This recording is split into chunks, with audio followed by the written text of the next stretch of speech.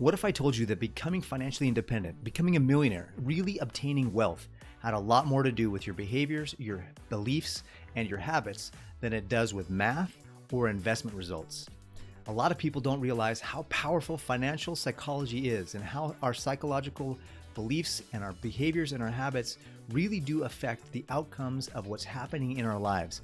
I'm going to share with you 5 financial psychology tips today, and the 5th one you're not going to want to miss because it's really going to help you become a well-oiled machine so that you can obtain the wealth that you're looking for. If you want to become wealthy and you really want to become a millionaire in your lifetime, then you're not going to want to miss this video. My name is Paris Clough, and this is Financial Self-Reliance. I absolutely love helping people manage, protect, and grow their money.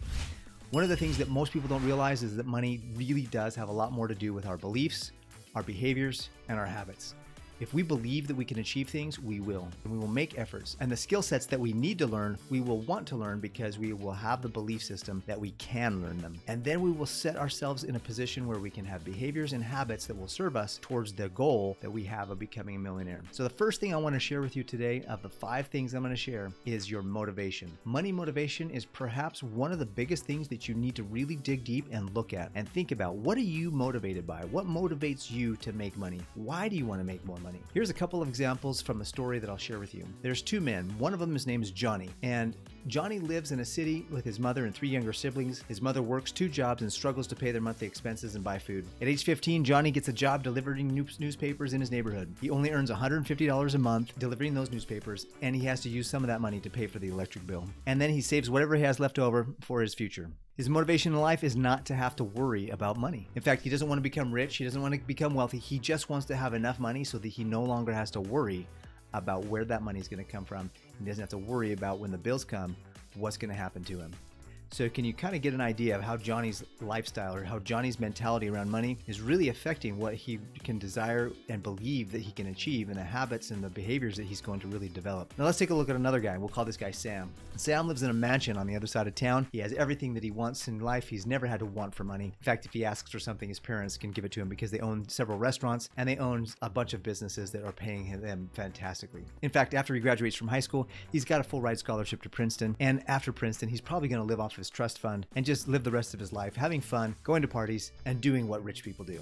Now, he doesn't have to worry about money. He doesn't care about money. In fact, the only thing Sam cares about is where's the next party? What's the next thing that he can do to have fun? And so can you kind of get a difference between the different motivations between different people? One person is probably never going to amount to much in his life because he doesn't have any motivation to go out and do it himself because his parents did it for him. Another person has had to struggle so hard that they really may or may not ever actually go and break out of that mold, and they just maybe stay on the treadmill and stay in that rat race because their motivation has been limited by their circumstances. So what is your motivation? Why do you want to become wealthy? And what are you going to do about it? The second thing we have to think about is our emotions. Sometimes our emotions can get in the way. Like, for example, what do you feel when you get a bill in the mail and you have the money for it? Versus what do you feel when you get a bill in the mail and you don't have the money for it and you don't know where it's going to come from?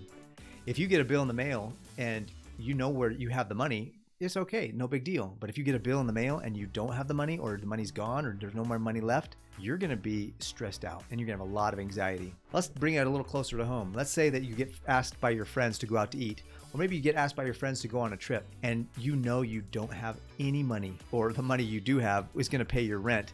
And above and beyond that, you just don't have enough. How do you feel inside knowing that you're going to have to tell your friends no? Do you tell your friends no? Do you kind of just say, oh, you know what, I can probably put it on the credit card and go anyways? Those are the things that are guiding you in your financial decisions. Those emotions of acceptance, those emotions of distress or anxiety, those emotions of wanting to have that experience of the fear of missing out, those are emotions that are driving your financial decisions. And if you're getting into debt to continue to have those experiences, you're doing it the wrong way.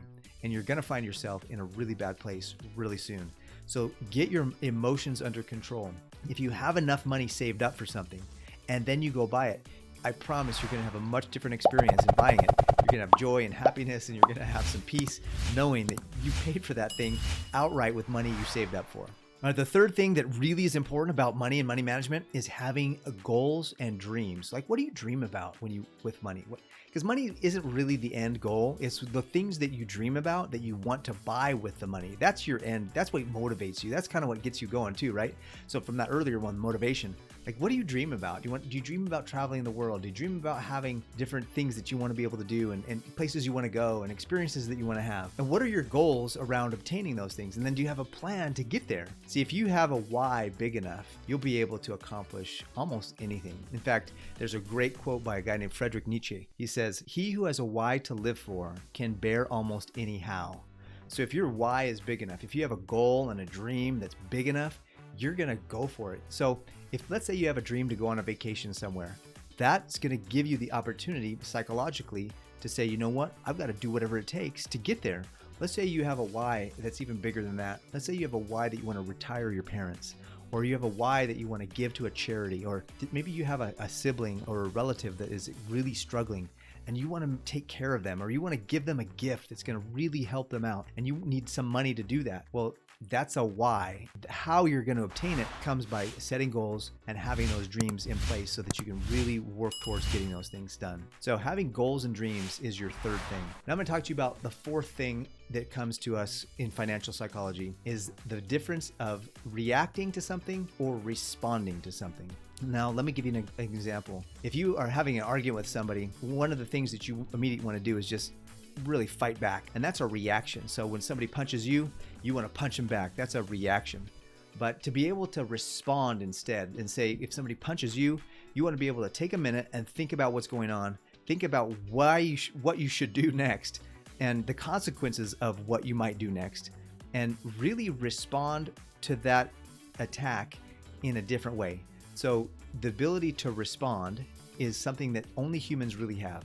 And this is a fantastic skill set that I highly recommend that you work on. And so if you get a bill in the mail, or if you get somebody that says, hey, let's go buy this, or let's go spend that, a lot of times those reactions are, let's go do it. We can just pay for it later. But when you start to really get responsible for yourself and take responsibility for your money and for your situation, you say, you know what? I need a minute to respond to this.